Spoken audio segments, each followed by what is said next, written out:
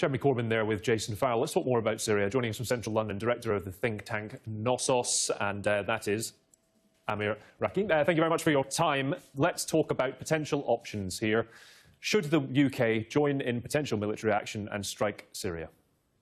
Well, what is the strike going to achieve? What's the objective? Is it going to just destroy a few, military equipment or military positions? Is that it?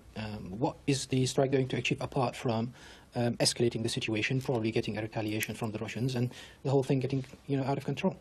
No, I don't think they should. If it was targeted and it was explained, I'm thinking cratering runways, specific routes that maybe the Syrian government, that the likes of the US believe are using to transport chemical weapons, would that be a legitimate use of military intervention? Well, providing there is a chemical attack that actually took place, which is yet to be confirmed, and providing that it was the Syrian government that was responsible for it, secondly. Now, is there doubt in your, can I just ask, is there doubt in your mind as to that's what's happened?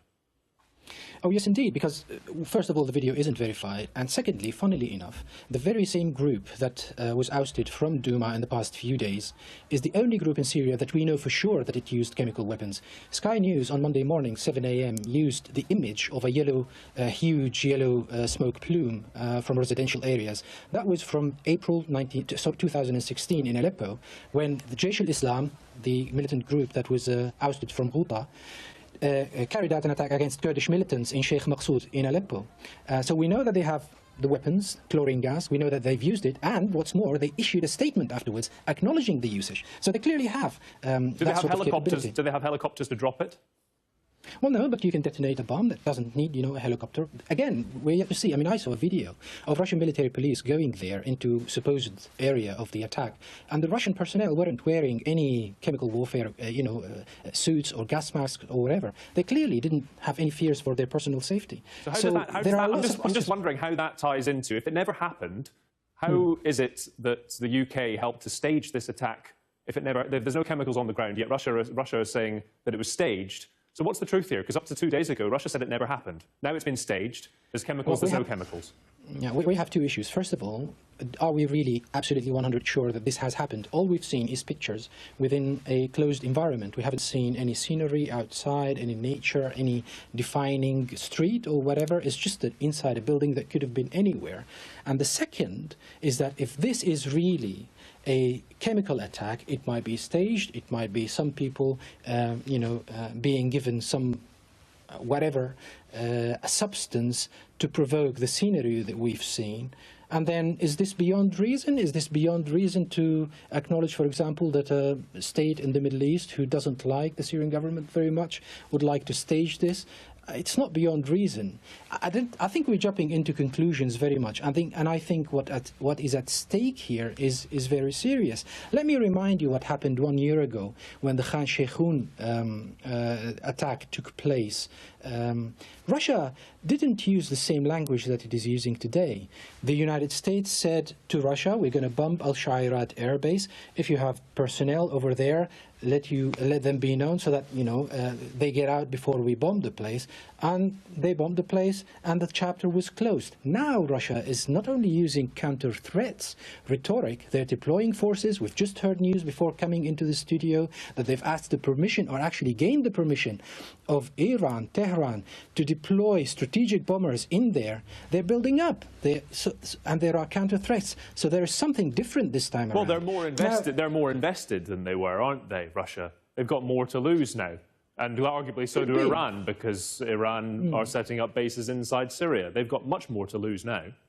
Could be, but this is the stakes, the high stakes that we're dealing with here. But not only that, I mean, let me tell you, view from Damascus, if you ask people in Damascus, and I speak to people on a daily basis over there, they tell you that this has got nothing to do with whatever the Syrian government has done or will do.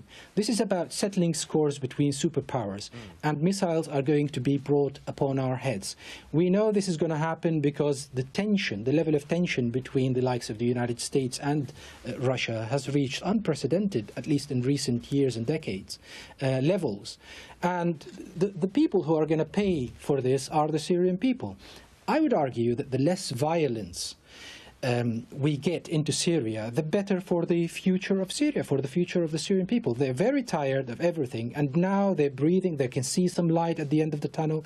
The Astana process, a peace process that is led by Russia, by the way, including Turkey and Iran, has managed to reduce a lot of violence in Syria, about tenfold. I mean, I'm sure that the hundreds of thousands of people that have been displaced and indeed have died will not take much comfort from the light at the end of the tunnel. And if indeed... I have many cousins of them. If indeed the war does end, and it looks likely that Bashar al-Assad pushes forward and wins, the UN have come to the conclusion that in previous years he has dropped gas on his own people. If there's light at the end of the tunnel, does that mean that there is no justice for those people who've been killed by what the UN said was their own president?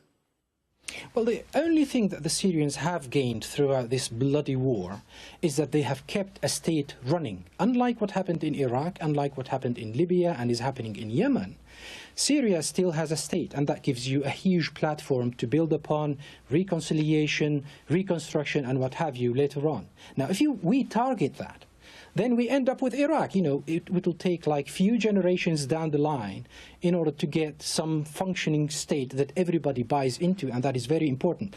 So a lot of Syrians feel themselves to be lucky because the Syrian government did not capitulate. The end justifies the means. Well, justice is a perception by different groups. A lot of people who support the government, or actually to be more specific, took refuge in the government against threats by the rebels, Islamic rebels specifically, think that justice means that all these rebels be taken out of Syria because they cannot live with them anymore. And these are people we need to listen to. These are millions and millions of people who provide the state with the necessary resources to stay on its feet. They are Syrians as well, and they have a different call for justice, and we need to listen to them. Okay. Ammar Waqqaf, thank you very much for your time. Appreciate it. Thank you very much. You're watching Sky News. Coming up next, we'll have a special report on the growing violence in the democratic